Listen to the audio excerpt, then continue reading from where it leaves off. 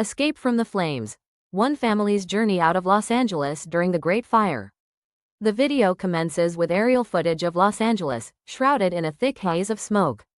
Skyscrapers pierce through the smog, barely visible. News headlines flash across the screen.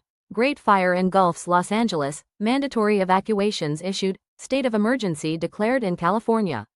Los Angeles, a sprawling metropolis home to over 4 million residents, faces an unprecedented crisis. A wildfire of catastrophic proportions has erupted, affecting an area exceeding 500,000 acres, an event not witnessed in the region's recorded history.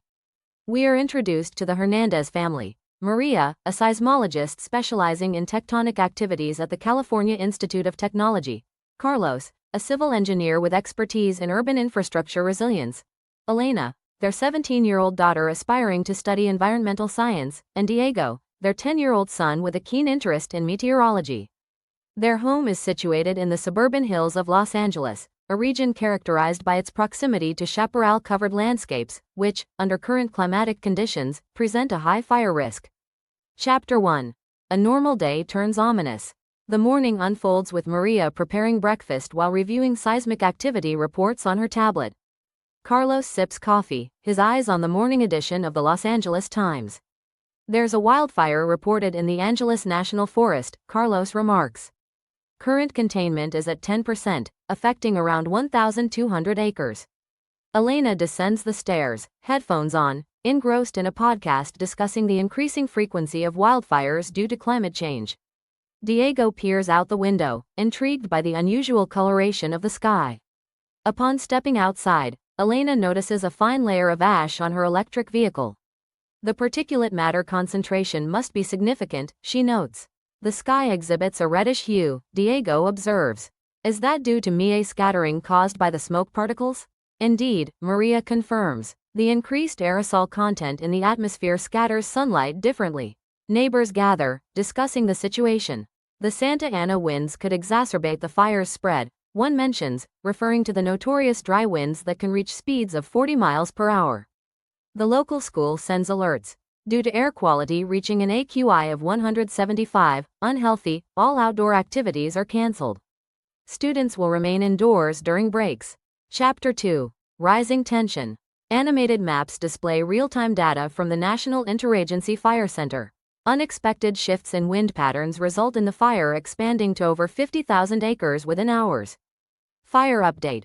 Rapid expansion observed due to low relative humidity, below 15%, and wind gusts exceeding 60 miles per hour, reports a news anchor. Emergency alerts ping on smartphones. Voluntary evacuation recommended for zones 5A and 5B. Perhaps we should start preparing, Maria suggests, analyzing satellite imagery showing thermal anomalies. The fire is still miles away, Carlos responds. Our home is built with ignition-resistant materials per the latest building codes. We must consider the WUI, wildland-urban interface, fire dynamics, Maria counters. Spot fires can occur up to a mile ahead due to flying embers. Elena adds, my friends are monitoring social media feeds. Some are considering leaving. Let's not be hasty, Carlos insists. We should wait for a mandatory order. Chapter 3. The reality hits home. Sirens wail as LAFD trucks drive through the neighborhood. An officer announces via loudspeaker, mandatory evacuation ordered for this area. Please proceed to designated evacuation routes immediately. An official knocks on their door, handing them a map highlighting primary and secondary evacuation corridors. The fire's head is advancing at a rate of 2 miles per hour, the official warns. You have less than 2 hours to evacuate safely.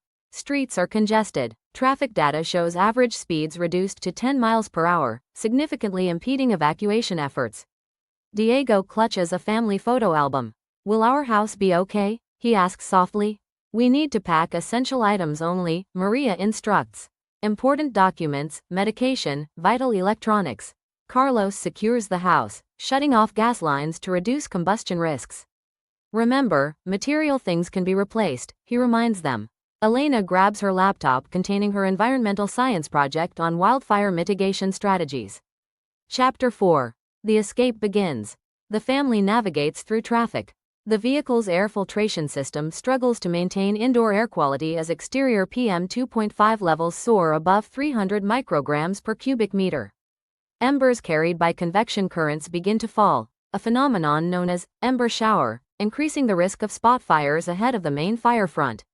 Cell towers are overwhelmed, resulting in dropped calls and delayed messages. The lack of reliable communication hampers coordination. I can't access the latest evacuation maps, Elena says, frustrated. The network is down. We'll rely on offline navigation, Carlos decides, pulling up pre-downloaded maps. Major routes are closed due to accidents and fire encroachment. The family's planned path is obstructed. We'll take the canyon road, Carlos suggests. It's less traveled and may remain open. Be cautious, Maria warns. Topography can influence fire behavior unpredictably, especially in canyons where updrafts intensify. Chapter 5. Facing the Inferno. Flames lick the edges of the roadway. The radiant heat is intense, exceeding safe thresholds. Maintain a safe following distance, Maria advises. Reduced visibility and sudden stops increase collision risks. Wildlife, disoriented, cross their path. These animals are fleeing the fire fronts, Diego notes. Their instincts lead them towards safety. Maria's hands grip the seat tightly. Her pulse rate accelerates, a physiological response to stress. We need to focus on our immediate safety, Carlos reminds everyone. Panic can impair judgment. They come across an elderly couple stranded due to a vehicle malfunction. We can't leave them, Maria insists. Carlos swiftly assists in repairing their vehicle. In emergency management, community support is critical, he states. Thank you, the couple expresses gratefully. Your kindness won't be forgotten. Chapter 6. Seeking refuge. The family arrives at the designated evacuation center, a convention center repurposed to accommodate thousands. Operations are conducted under the Incident Command System, ICS, facilitating efficient management of resources. Please register for accountability purposes, a volunteer instructs. This helps us track and reunite families. Information screens display updates. Fire containment, 5%. Affected structures, 1,250. Evacuees, 100,000 plus. Our neighborhood is in the path of the firestorm, Maria says solemnly, reading the latest GIS data overlays. Communication lines improve intermittently. Maria contacts her sister. We're safe at the evacuation center. Connectivity is sporadic. Elena receives messages from friends. Still evacuating. Traffic is gridlocked. Stay safe. Chapter 7. Coping with uncertainty. The center is overcrowded, exceeding its capacity by 30%. Resources are stretched thin. We're short on blankets and cots, a volunteer announces. Please share where possible. Medical staff report increased cases of respiratory issues due to smoke exposure. N95 masks are distributed to mitigate inhalation of hazardous particulates. Local businesses donate supplies. Food donations received from local markets, a coordinator informs. Mental health services are available, another announces. Disaster psychologists are on site for counseling. Maria and the children attend a group session. Discussing experiences can alleviate acute stress reactions, the psychologist explains. Chapter 8. The Aftermath. Reports confirm the destruction of their neighborhood. Satellite imagery reveals widespread devastation. Our home, it's gone, Diego whispers. The material loss is profound, Maria acknowledges. But our safety is paramount. We can rebuild. Meetings are organized to plan recovery efforts. Experts present on topics such as debris removal, soil stabilization to prevent erosion, and rebuilding in accordance with fire-resistant design principles. We must advocate for improved land management policies, Carlos emphasizes. Mitigation strategies are essential to reduce future wildfire risks. Reflection. This experience underscores the critical importance of emergency preparedness and the reality of climate-induced disasters, Maria reflects. As professionals, we have a responsibility to contribute to solutions, Carlos adds. Urban planning and infrastructure must adapt to these emerging threats. We extend our deepest gratitude to the first responders and volunteers, Maria states. Their dedication saved countless lives. Their efforts exemplify the highest standards of service and sacrifice, Carlos concurs. While we face significant challenges ahead, we are committed to rebuilding stronger and more resilient communities, Maria affirms. We urge everyone to support disaster relief initiatives and engage in proactive environmental stewardship, Elena concludes. Call to action. How you can help. Donate to reputable organizations such as the Red Cross, Direct Relief, and local disaster funds.